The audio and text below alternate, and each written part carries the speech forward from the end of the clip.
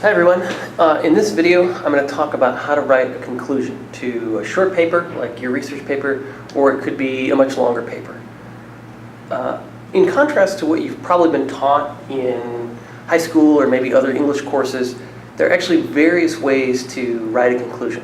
So usually, what have we been taught?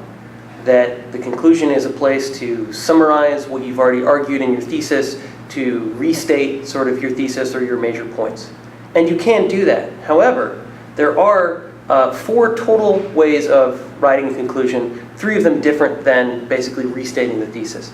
And the other 3, I would argue, are perhaps more effective and more enjoyable to write and more enjoyable to read. So let me go over those. The first type of conclusion that's not restating the thesis is a call to action. You might see these in speeches, right? A persuasive speech. At the end of it, they might ask you to do something. You can also do this in an essay. So a call to action requires the reader to do something. So it could be, general. It could be, agree with my opinion. Tell your family and friends, about this issue and my views on it. It could be specific. It could be, donate to a certain cause, or call your representative to promote a certain policy, or join a certain group, something like that. So, for example, I know someone is writing about gun control. If you were a proponent of more stringent gun control laws, you could say in your call to action, call your representative and ask them to support more stringent gun control laws, or join an advocacy group. Join a group that promotes these policies or spreads information about issues with gun violence. Any of those sort of things. It could be donate to a cause. It could be donate to a group that supports higher, stronger gun control enforcement, or maybe donates to people who have suffered from gun violence, something like that. So it could be any of those sort of things. You could tell your reader, what are the solutions? Now I want you to do this. So in your intro, you tell them, what the issue is. In your thesis, you tell them what your solutions are. In your body, you give evidence as to why you're right. And then the conclusion, you can ask them to do something. If they believe your argument, they believe your evidence, you can ask them to do this. So a conclusion doesn't have to be a massive paragraph. It can be 3 to 5 sentences. It can be pretty short. You can go and do as much detail as you want. It's really about giving your reader options. A good way to format a call to action for a topic is to give them, if they're really involved with the topic, give them lots of in-depth things they can do. Tell them they can call a representative, they can join an advocacy group, they can donate, or they can tell their family and friends. Encourage them to, if they believe your argument, to make that argument with people in their lives. So that's a call to action. That's one other way to do it. Another type of conclusion is called ending with a final point.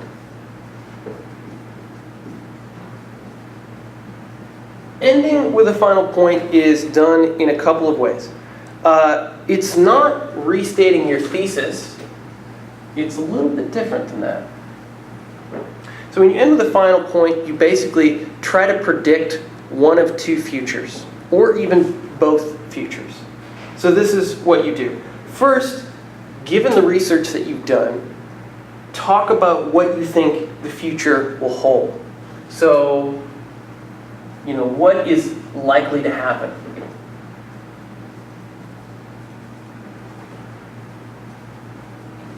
This might be different from your actual thesis. So if you were writing about gun control, for example, you might say, yes, I think stronger gun control laws are a good idea. No, I don't think they'll be passed. Or some event is going to have to occur before the majority of Americans believe in stronger gun control laws. So you could talk about what is likely to happen. That's one sort of final point. You can also explore what will happen if your policy isn't adopted. This can kind of go along with this. So what will the future be if thesis isn't adopted?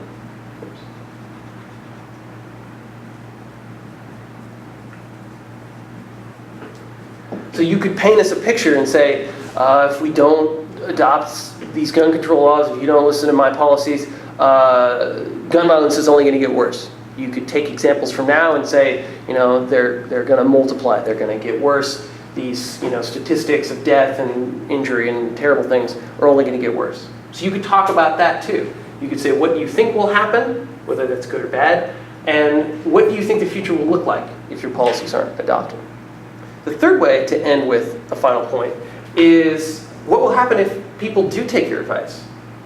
So what will a positive future be like?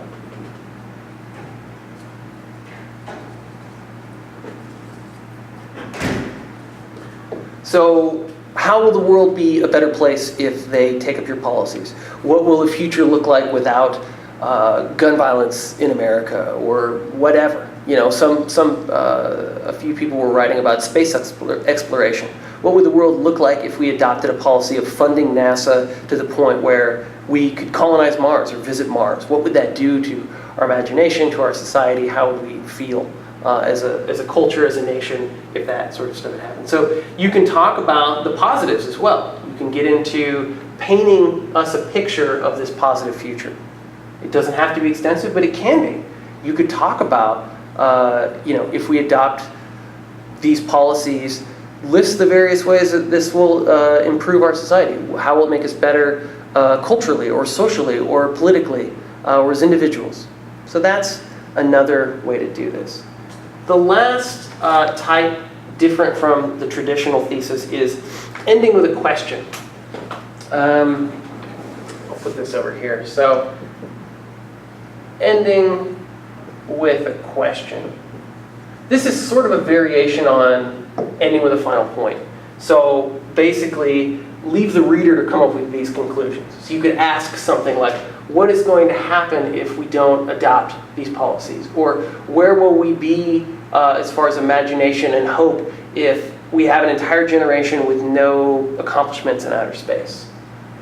You can ask those sort of questions and prompt the reader to consider either a dire future or a positive one. So this is basically a variation on these two. Out of these three additional types of conclusion, I would say ending with a final point and a call to action are the most effective. They are very engaging to the reader. And also, if your reader's paying attention, they should know what your thesis is. They should know what your arguments are because you've stated them on the first page of the essay probably, or the second page, very early in the beginning. They're going to have a good idea of what you're arguing. So if you just restate it, sure, they'll be extra knowledgeable, but it isn't going to necessarily add anything. Where these may add something on. These are ways to get people more engaged with the topic and really get thinking about where this is all leading. Because, as I've said in other lectures, everything we argue always leads back to policy. How do we organize ourselves as a country, as a people, as a culture? Every argument we make is all about how do we make the world a better place? How do we make America a better place? Okay, so, and then the last one, of course, you can restate your thesis. That is very much a doable conclusion. But I would suggest trying these out because they may be more enjoyable to write. They may be more enjoyable for your reader. Okay, last point about conclusion.